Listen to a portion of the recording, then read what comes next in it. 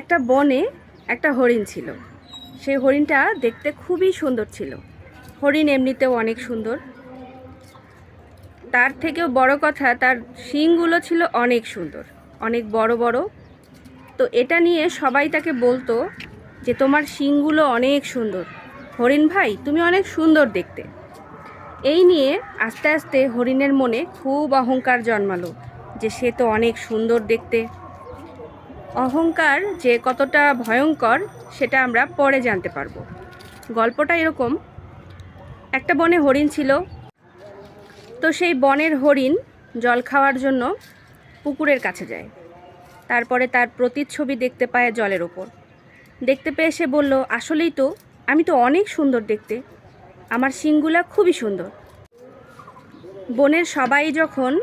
বনের সব পশু পাখি যখন তাকে নিয়ে খুব প্রশংসা করতেছিল, তো সে খুব খুশি, খুব তার মধ্যে আস্তে আস্তে অহংকার জন্মাচ্ছে। একদিন দৌড়াতে দৌড়াতে তার খুব জল পিপাসা লাগে।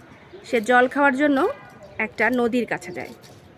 নদীতে জল খেতে খেতে তার প্রতিচ্ছবিটা সে জলের উপরে দেখতে পায়।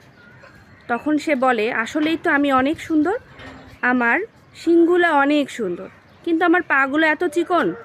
পাগুলোকে নিয়ে সে খুব মন খারাপ করতে লাগলো যে আমার পাগুলো যদি একটু মোটাসোটা হতো তাহলে কতই না ভালো লাগতো। আমার শিংগুলো এত সুন্দর কিন্তু আমার পাগুলো এত চিকন। এই ভেবে সে মনে খুব কষ্ট পেতে লাগলো। তারপরে অনেক দিন পর হঠাৎ বনে কিন্তু আগুন লেগে গেল। আগুন লাগার পরে যে যার মতো করে ছুটে পালাচ্ছে নিজের জীবন বাঁচানোর জন্য। হরিণও পালাচ্ছিল, অনেক দূর তারা দৌড়ে দৌড়ে দৌড়ে দৌড়ে যাচ্ছিল। আর কিছুটা পথ পেরোলেই কিন্তু বন থেকে যতদূর আগুন লেগেছিল সেটা সে পার করতে পারত। হঠাৎ একটা ঝোপের মধ্যে তার শিংগুলো কিন্তু আটকে গেল। শিংগুলা যখন ঝোপের মধ্যে আটকে গেল, সে ঝোপটা থেকে কিন্তু আর বেরোতে পারল না।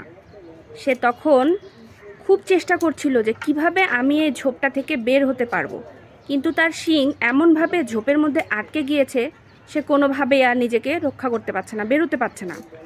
তখন সে মনে মনে ভাবতে লাগলো, এই পাগুলোর জন্যে আমি মনে কষ্ট পাচ্ছিলাম যে আমার পাগুলো এত চিকন, কিন্তু এই পায়ের জন্য সে এত দূর দৌড়ে আসতে পারলো, আর এত সুন্দর শিংয়ের জন্য সে কিন্তু ঝোপে আটকে গেল। শেষমেশ তার পরিণতি হলো মৃত্যু।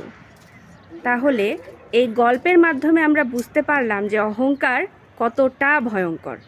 অবশ্যই আমাদের যতটুকু জিনিস আছে সেটা নিয়েই পরিতৃপ্তি থাকতে হবে। কেউ নিখুঁত না, সবার মধ্যেই খুঁত রয়েছে। তাই যতটুকু আছে ততটুকু নিয়ে সবাইকে খুশি থাকতে হবে, অহংকার করা যাবে না।